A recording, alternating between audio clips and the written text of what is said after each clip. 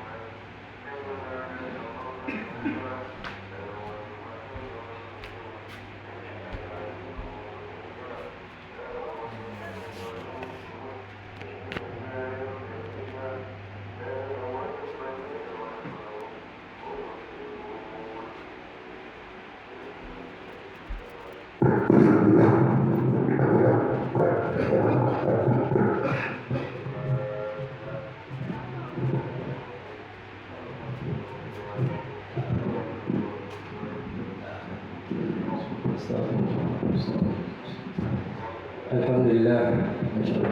Boleh tuan-tuan yang sudah datang sholat sunnahnya. Insyaallah kita merapat ke depan. Sebentar lagi ada bayan. Yang mana dalam bayan ini bagaimana kita bisa mendengarkan pembicaraan perkara agama, bagaimana bahasa agama, pembicaraan iman, bagaimana usaha iman, masyaallah. Maka dalam satu majelis bagaimana kita bisa memberikan adat-adat dalam satu majelis.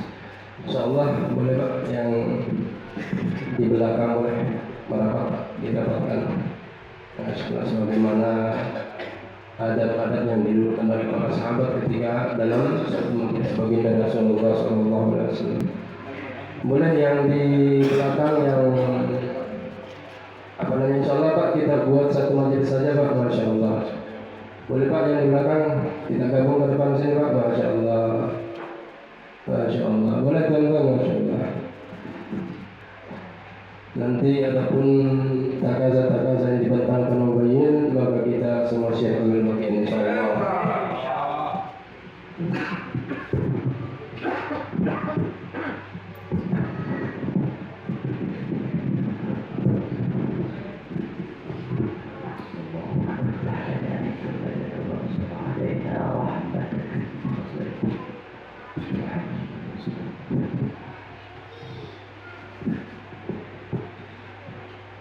Assalamualaikum warahmatullahi wabarakatuh.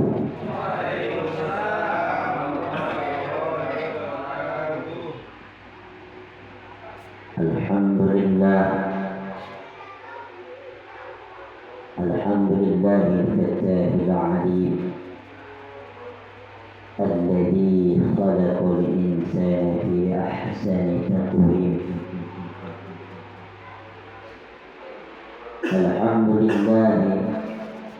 Alhamdulillahilladzi an'amana ni'matil iman wal islam. Asyhadu an la ilaha illallah wahdahu la syarika lah, al-malikul haqqul mubin. وأشهد أن سيدنا ونبينا محمدا عبده ورسوله الصادق الوعد الأمين. اللهم صل وسلم على سيدنا وحبيبنا وشفيعنا ومولانا محمد وعلى آله وأصحابه المجاهدين الطاهرين. أما بعد، وقد قال في كتابه الكريم: بسم الله الرحمن الرحيم. يا أيها الناس اعبدوا ربكم الذي خلقكم. يا أيها الناس اعبدوا ربكم الذي خلقكم والذين من قبلكم لعلكم تتقون.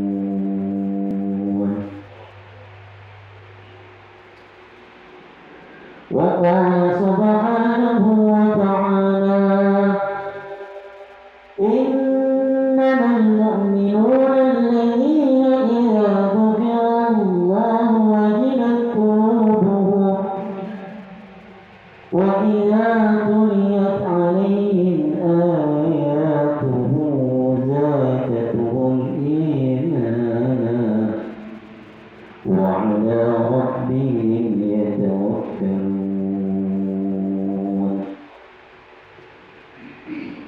إلى الآية. صدق الله العظيم. وقال رسول الله صلى الله عليه وسلم: كل أمتي يدخلون الجنة إلا من أبى. قيل: ومن يأبى يا رسول الله؟ قال: من أطاعني دخل الجنة ومن أصاني فقد أبى. وقال النبي صلى الله عليه وسلم. Hadirin jamaah salat maghrib rahimakumullah. Lagi dan lagi bersyukur kepada Allah,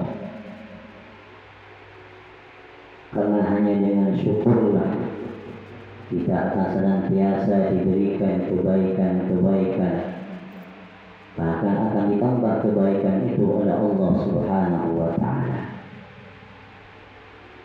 Disebutkan bahwa syukur dan nikmat. Syukur itu adalah tambahnya nikmat.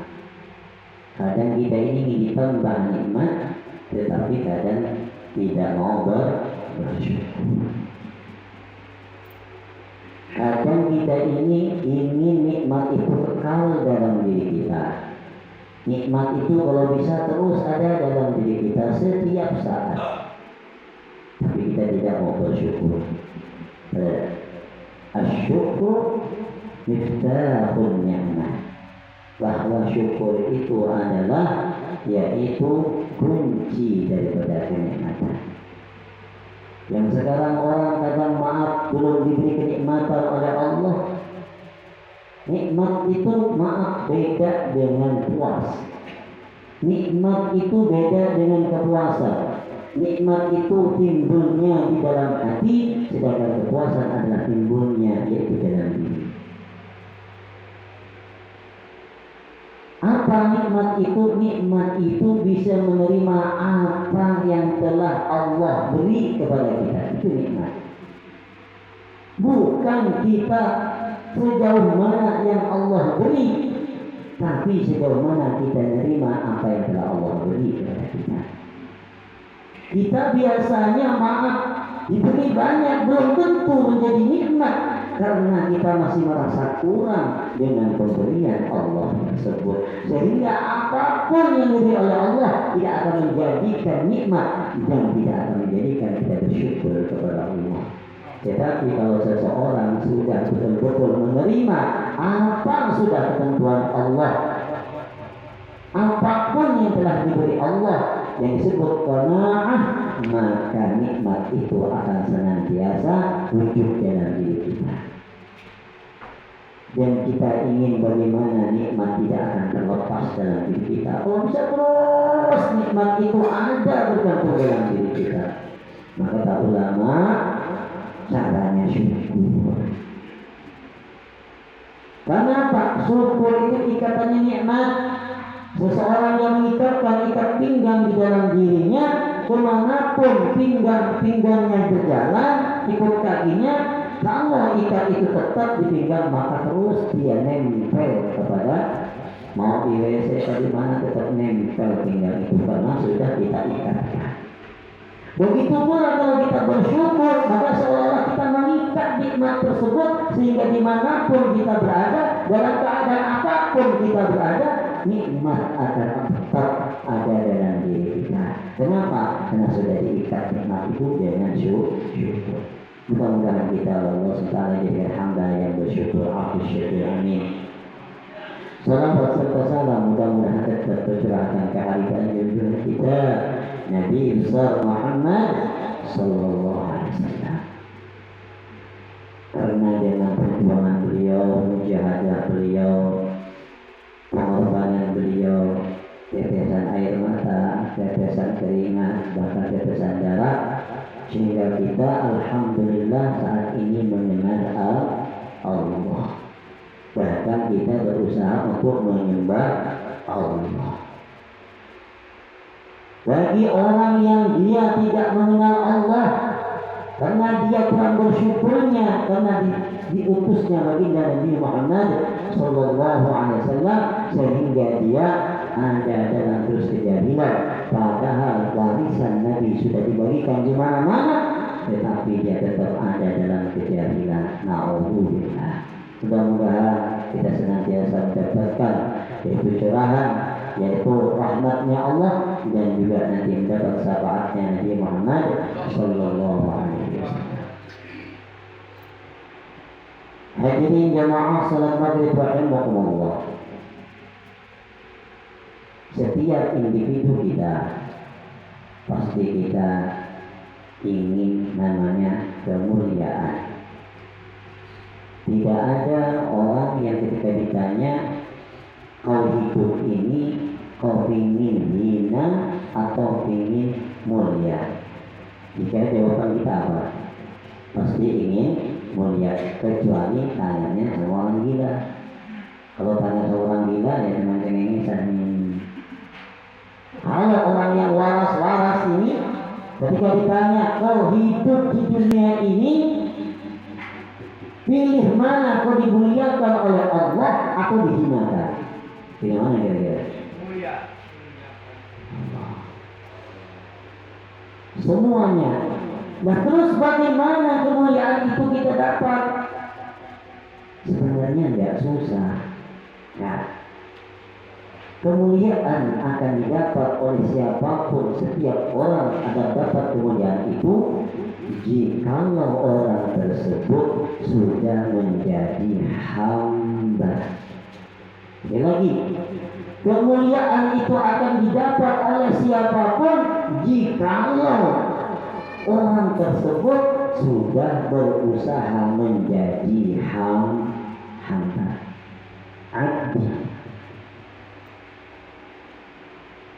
Jadi titel hamba ini sangat tinggi di sisi Allah Subhanahu wa taala, sehingga ketika baginda Nabi Muhammad SAW yaitu dimi'rajkan oleh Allah, disebutkan dalam Al-Isra, dalam surat Al-Isra, yang diucapkan oleh Allah, difirmankan oleh Allah, disebut bukan wa rasulihi wa nabiyyihi, titel kerasulannya, titel kenabiannya, tidak. Tetapi di dalam ayat tersebut Allah firmankan subhanahu, maha suci Allah, alladzi yang telah asra, yaitu memperjalankan abduhu,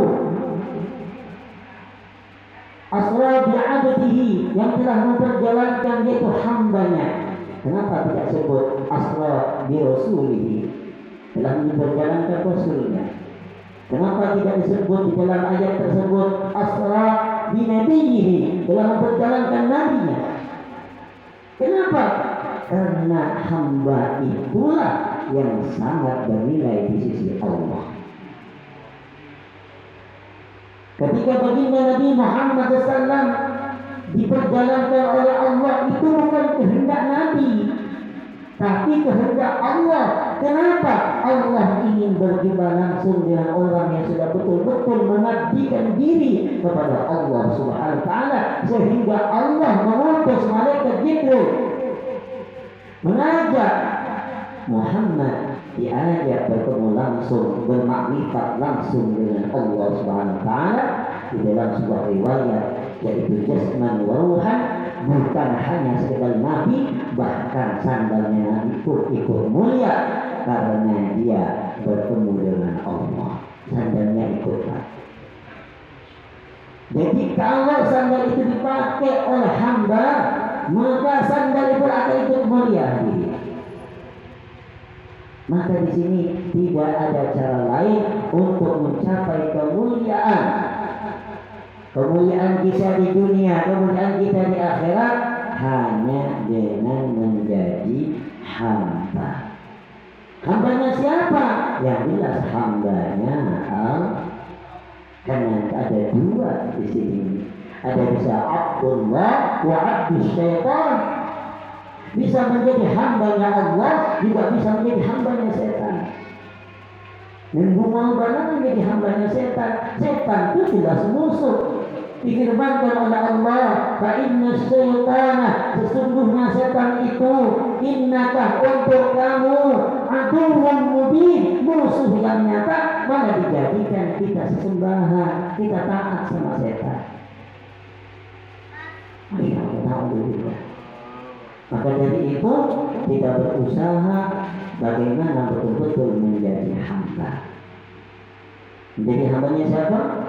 Hambanya Allah. Karena banyak orang ini kadang mengaku hambanya Allah, pasti dipanggil oleh Allah azan duhur, dia lagi kerja. Oh, semuanya yang tertawa kasar.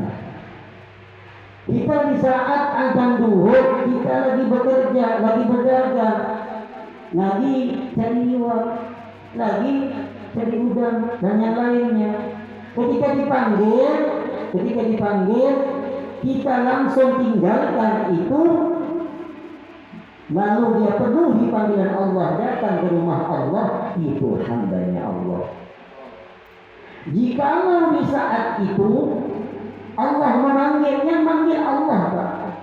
Bukan Pak Haji Abdul Rahman, bukan Paman Haji yang manggil, Allah lewat beliau. Dia adalah hanya mu'adzib, pelantara, penyampai daripada Allah SWT.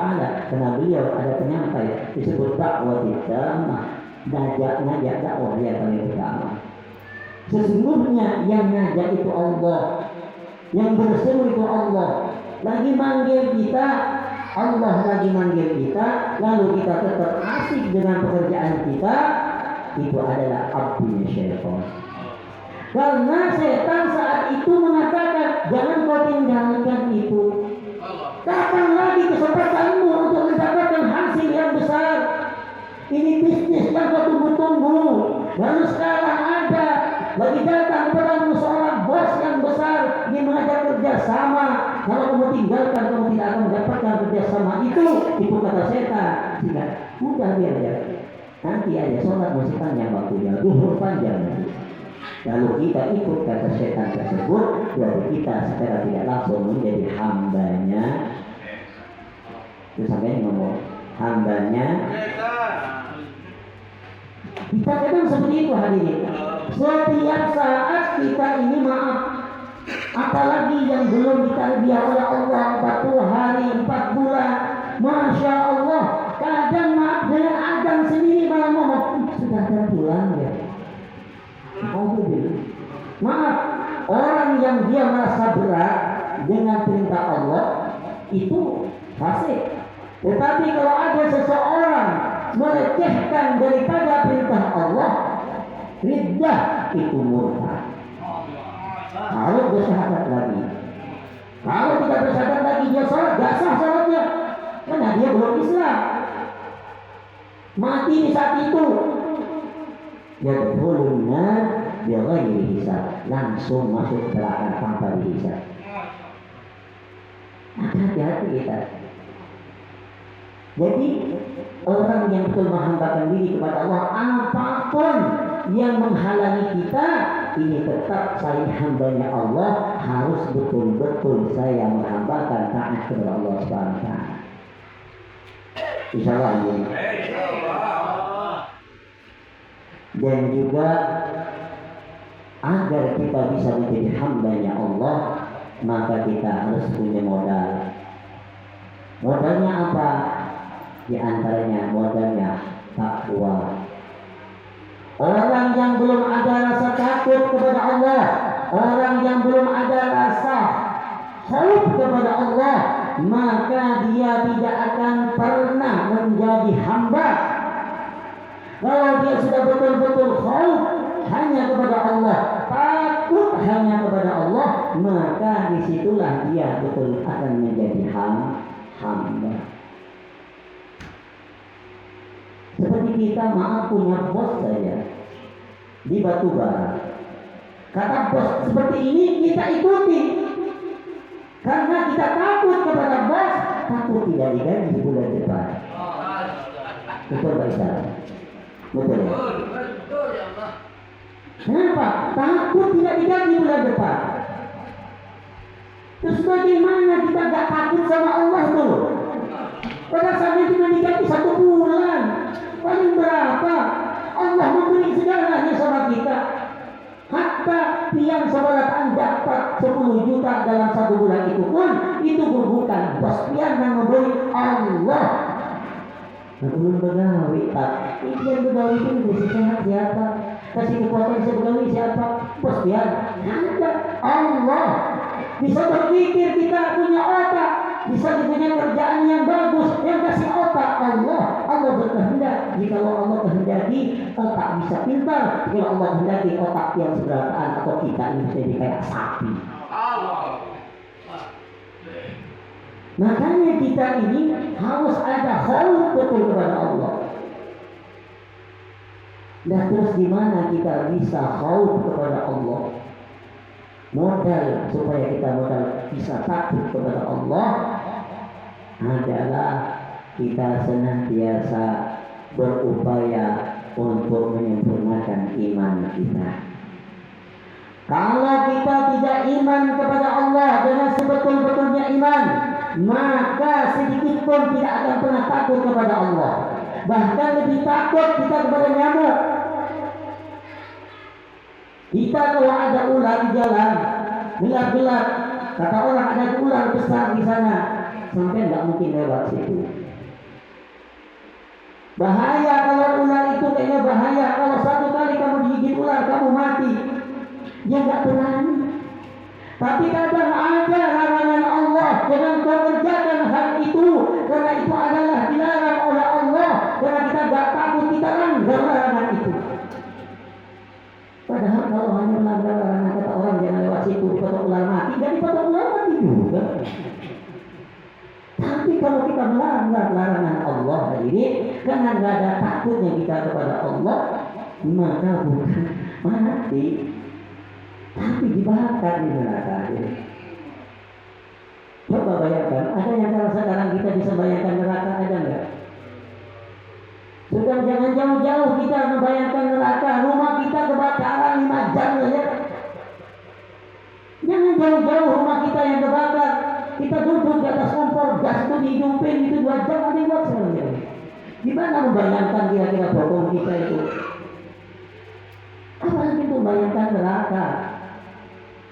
Maka hadirin yang dirahmati Allah Subhanahu wa taala, mau tidak mau kita ini harus senantiasa berupaya menyempurnakan iman. Iman itu apa? Iman itu adalah yakin dengan sesungguhnya keyakinan. Yang pertama, Allah, sesungguhnya Allah wahidan adalah satu, la syarikalah, yang tidak boleh disebutkan dengan sesuatu apapun. Bahkan ada seorang ulama mengatakan, syahadatnya kita yang sudah Islam seperti ini, apalagi sudah keluar 4 bulan, bukan hanya asyhadu la ilaha illallah dan memaknai asyhadu la ilaha illallah bahwa tiada Tuhan yang berhak disembah selain Allah, tidak. Lebih dari itu. Kalau kita mengucapkan kalimat la ilaha illallah, tidak ada yang bisa memberikan rezeki hanya Allah. Tidak harus ada yang ditakuti hanya Allah. Tidak ada yang bisa melihara kita hanya Allah. Tidak ada yang perlu kita senantiasa harapkan, yaitu sesuatu darinya hanya Allah. Semua Allah. Bukan hanya mengucapkan tiada Tuhan selain Allah. Maka itulah kita ini dalam iman, Masya Allah. Iman ini kadang kita ini masih seperti ayam lagi iman kita ini. Kita termasuk yang ngomong.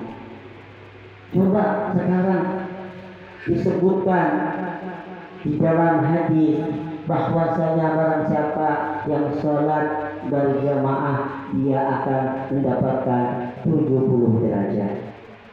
1 derajat yang diberikan oleh Allah khairun minad dunya wa ma fiha. Derajat yang diberi Allah lebih baik daripada dunia beserta isinya, karena dunia akan dihancurkan nanti oleh Allah. Sebenarnya apapun yang kita miliki, tapi derajat yang dari Allah akan menjadikan kita orang yang paling kaya nanti di surga Allah Subhanahu wa taala. Cuma maaf dikasih 27 derajat, apalagi subuh tadi dauran. Coba bunyi ganti sekarang hadisnya, menjawabkan surat puji-pujian.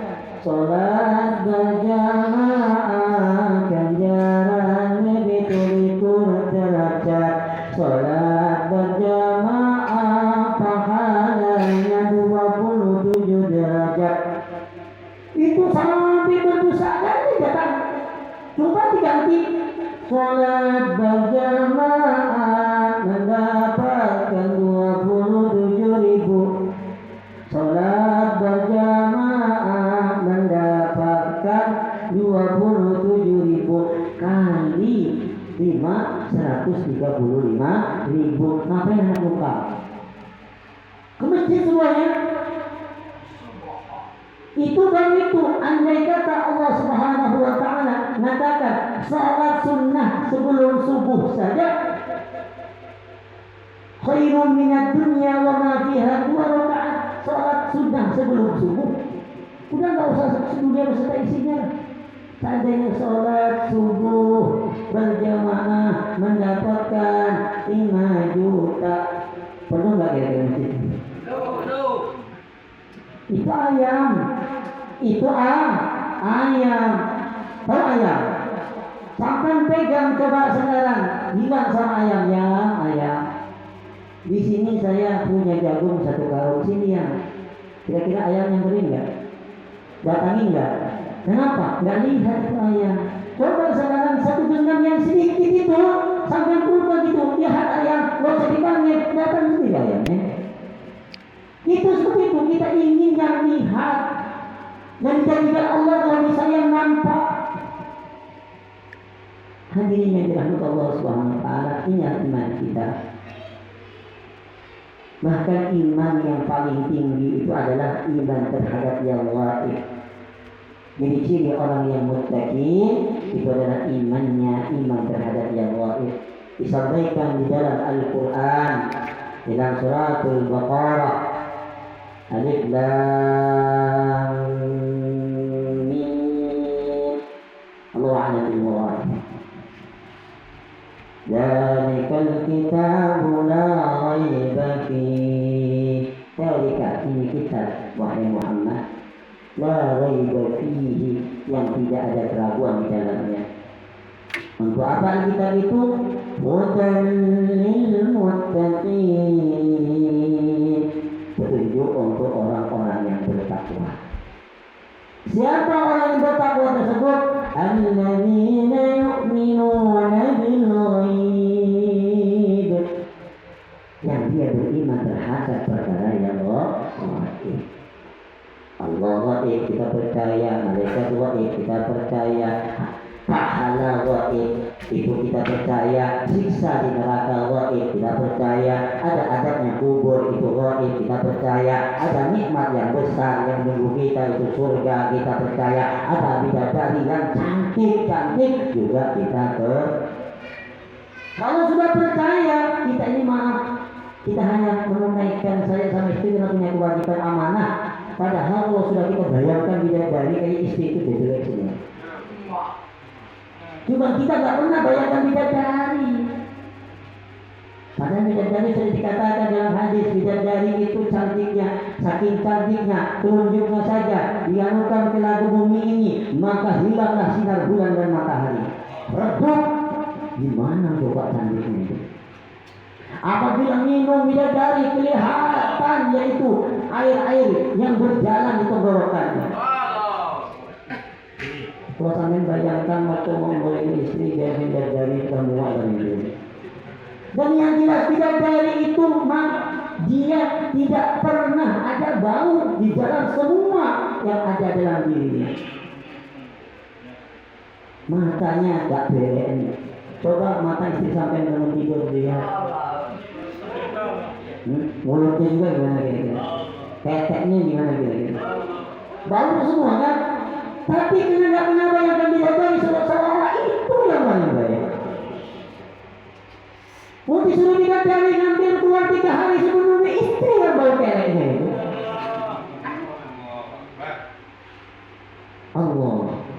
Allah salam. Jadi yang jelas kita ini hadirin, iman kita ini masih imannya ayah. Kalau nampak kita semangat, yang tidak nampak kita tidak semangat. Berarti yaitu ayah semangat, ayah melihat jagung yang sedikit kena kelihatan, tapi ditawari jagung 1 karung dia tidak mau karena nggak lihat ayah.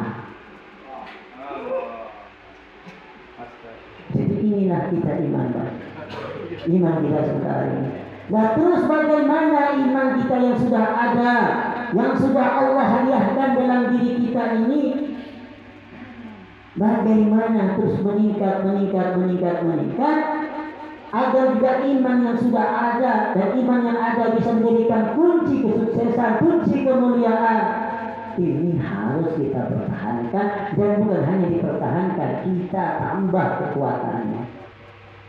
Iman ini Pak, kalau nggak kita jaga hilang, karena memang sudah ada pencurinya. Siapa pencurinya? Setan. Pencurinya setan. Sudah habis Pak ya? Sudah? Bisa belum? Iya. Pencurinya setan, musuh kita. Setan tidak rela kalau kita itu yang sekarang beriman mati nanti beriman. Karena setan tidak ada kawan di neraka. Maka setan itu berupaya semaksimal mungkin orang meskipun sudah beriman, ibadahnya banyak, tapi dia berupaya supaya matinya tidak beriman. Itu setan. Makanya kita jangan nurut lah sama setan. Setan sudah musuh kita kok nurut kok. Kalau kata orang nurut lawan musuh itu, karena musuh itu tidak ada kecuali ingin mencelakakan musuhnya. Musuh itu kalau ketemu musuh tidak mungkin ingin memberikan kebaikan kepada musuh, tapi ingin mencelakakan musuhnya. Dan kita malah ikut kepada musuh semua, sobat. Ini orang banyak. Saya cuma goblok. Musuh. Ini bawa pedang. Ada musuh, dikasihkan pedang kita. Nah, yang mati kita. Terus kata musuh, kamu ke sana, yang pulang ke sungai, ikut buat. Allahu Akbar. Hadirin yang dirahmati Allah Taala, maka dari itu kita usahakan setiap saat kita jaga iman kita. Gimana cara menjaganya? Yaitu dengan ada usaha yang dibuat oleh Nabi Muhammad, yang diteruskan oleh sahabat, yang diteruskan oleh tabi'in, yang diteruskan oleh ulama salafun salih, dan juga diteruskan oleh masyayikh kita. Yang pertama untuk menjaga iman adalah kita senantiasa mensyukuri nikmat iman tersebut. Apa? Mensyukuri nikmat iman tersebut. Selagi kita bersyukur dengan nikmat iman, bahasanya yakin dengan iman ini kita akan dapat kemuliaan. Kita bersyukur sungguh-sungguh kepada Allah karena kita sudah diberi iman. Maka dengan syukur itu sebagaimana yang disampaikan di awal, insya Allah pertama ditambah imannya, yang kedua yaitu diberikan mudah untuk mendapat iman karena punya kuncinya, yang ketiga adalah diikat nikmat iman ke dalam diri kita sehingga tidak akan terlepas kecuali kita yang melepaskan iman tersebut. Maka ini yang kedua adalah berusaha untuk menyayangi orang-orang yang beriman. Menyayangi orang-orang yang beriman. Kalau kita tidak menyayangi orang yang beriman, meskipun sekarang ada iman, satu saat Allah akan hilangkan iman yang dalam diri kita. Orang yang membenci seorang yang beriman. Saya kemarin waktu di Malaysia, saya nangis waktu mendengar saat itu bayar, lalu orang-orang di belakang di depan disetot. Jangan, yang di depan, yang di belakang dulu di tempatnya. Kenapa? Karena harga bahunya orang yang beriman, bahunya saja itu lebih mulia daripada diri saya sendiri. Bahkan bahunya saja dinilai orang beriman. Maka hadirin yang dirahmati Allah Subhanahu wa Ta'ala, maka diupayakan bagaimana kita senantiasa menyayangi orang yang beriman. Jangan sampai kita membenci. Kalau orang yang benci orang beriman, meskipun ini maaf, ini mulai saat juga waktu 2018 dua kali menyampaikan di majma' umum dan juga di majma' ulama. Barang siapa yang dia dakwah bertahun-tahun gak pulang-pulang, banyak pahalanya, bahkan dia dakwah ke langit. Mana dakwah ke langit? Tahu siapa? Malaikat. Gak pulang-pulang dia 1 tahun, gak pulang, dakwah terus. Tetapi dia mati dalam keadaan membenci orang yang beriman, maka pahala dakwah yang tadi itu dihapus oleh Allah Subhanahu wa Ta'ala, dan dia bisa mati dalam keadaan tidak beriman. Su'ul khatimah, na'udzubillah. 2 kali dia menyampaikan. Maka pentingnya kita jaga hubungan baik dengan sesama orang yang beriman, siapakah dia? Ya, bisa. Dan hadirin yang dirahmati Allah Subhanahu wa Ta'ala, dan juga yang ketiga, kita harus senantiasa ada dalam suasana iman. Karena iman itu diibaratkan seperti es. Kalau es itu ditaruh dalam suhu yang sama dengan es, maka sampai kapanpun dia akan jadi es. Taruh di kulkas, di freezer. Dia kapanpun 2 bulan, 1 tahun tetap jadi es. Tetapi kalau es itu kita ambil lalu taruh di bawah di luar kulkas, satu saat dia akan mencair. Maka kita kalau ingin terjaga iman kita harus senantiasa kumpul dengan suasana iman seperti ini. Jadi artinya melembar kas itu ingin mengumpulkan seseorang biar menjaga iman. Keluar 3 hari ingin mengumpulkan orang 3 hari supaya bisa menjaga imannya. Ingin keluar 40 hari supaya menjaga imannya. Keluar 4 bulan ingin menjaga imannya. Kalau enggak, yang khawatir imannya cair. Dan juga hadirin, selain daripada kita membentuk suasana, maka kita harus senantiasa yaitu berkorban. Orang terdahulu mengorbankan iman bukan hanya maaf dengan tangisan, tapi mengorbankan iman dengan nyawa. Bagaimana pengorbanan Masyidah, bagaimana pengorbanan Bilal, bagaimana pengorbanan Ka'bah. Itu semua mengorbankan bukan hanya sekedar air mata, harta tidak, tetapi nyawanya dikorbankan untuk mempertahankan iman. Maka dari itu hadirin, kalau kita ingin menjaga iman yang ada dalam diri kita, maka kita usahakan banyak berkorban. Korbankan diri kita, korbankan waktu kita, dan korbankan daripada harta kita. Maka itu insya Allah sebentar lagi ini ada pengeluaran, yaitu akan ada istimewa atau jur. Berapa kawasan atau itu yang jelas kita insya Allah di Pontianak, dan itu ingin tanggal 5 sampai 7 September, dan itu akan mengeluarkan rombongan sebanyak-banyaknya.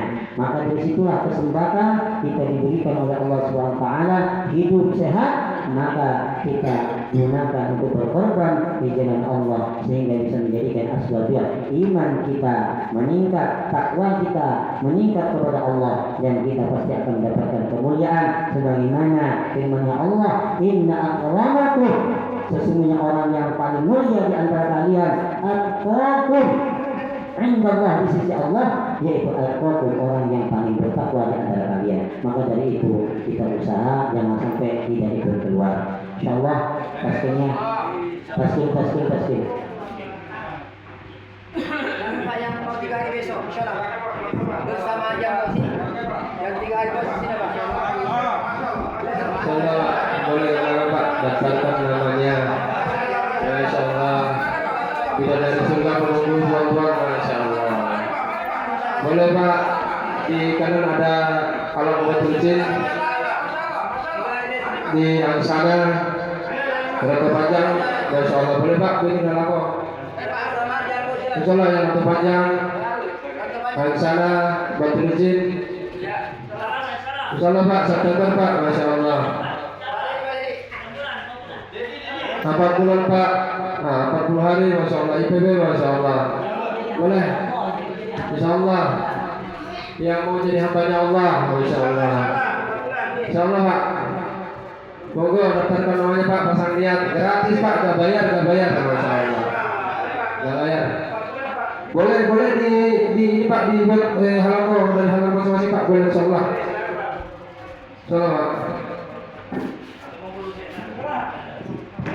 Insyaallah dirinya dapat Allah. Mudah-mudahan semua diberi taufik untuk bisa keluar mengorbankan diri kita, harta kita, sehingga betul-betul kita dijadikan oleh Allah hambanya dan nanti diberikan oleh Allah. Sekian dapat saya sampaikan. Kurang lebihnya mohon maaf sebesar-besarnya. Subhanallahumma bihamdika, asyhadu an la ilaha illa anta, astaghfiruka wa atubu ilaik. Assalamualaikum warahmatullahi wabarakatuh.